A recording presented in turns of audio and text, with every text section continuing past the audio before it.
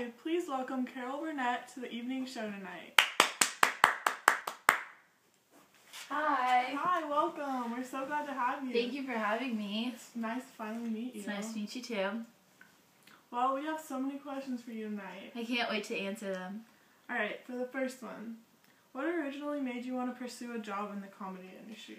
Well, I went to school for journalism, but I eventually realized that journalism wasn't for me, and I realized that I wanted to pursue a career in the comedian industry. Oh, okay. Well, what made you choose comedy over journalism?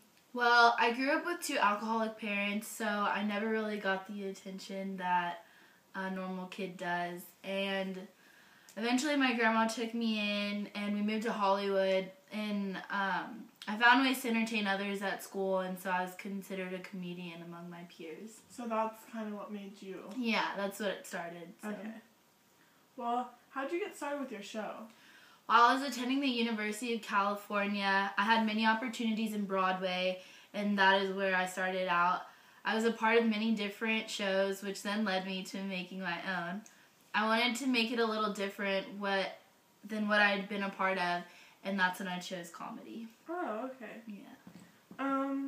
How do you think your show contributed to the Americans during the Vietnam War? Well, in a time of fear spread across America, I think it brought joy and entertainment to the viewers and allowed them to not think about everything going on with the Vietnam War. Yeah, it was such a hard time back then. Yeah. What kind of positive messages did you try to give your viewers? I try to send messages more against the war, and I try to promote world peace. Yeah. Do you think your messages were helpful to your viewers? I mean, I'd like to think so. I always had the best interest in mind for my viewers, and I really believe that in hard times like the ones we all faced during the Vietnam War, everyone needed a good laugh and to know that someone else was there to support their ideas. Yeah. How do you think your show differed from other shows? I tried to make it really personable. I wanted my viewers to know that I was interested in what they had to say, and I would answer questions at the beginning of my show. And I had a really great time filming with my show because I got to not only do comedy sketches and make up characters for certain things, but I also got a lot of time to do singing and dancing on the show. Oh, and that's how you got started, like with Broadway. Yeah. And that was before all of this, right? Mm-hmm. Yep. Why do you think people enjoyed your show and you?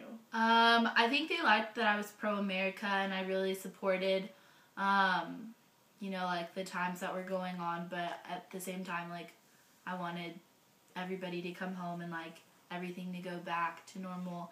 And then, my show was fun and it lasted a great 11 seasons before I decided to end it to pursue movie opportunities. And even in the movies sometimes that I played in, they had roles about being in the Vietnam War and having to do at that time, so. Well, so glad to have you here. Thank you for having me. It was nice to finally meet you. It was nice to meet you too. Thank you. Thank you.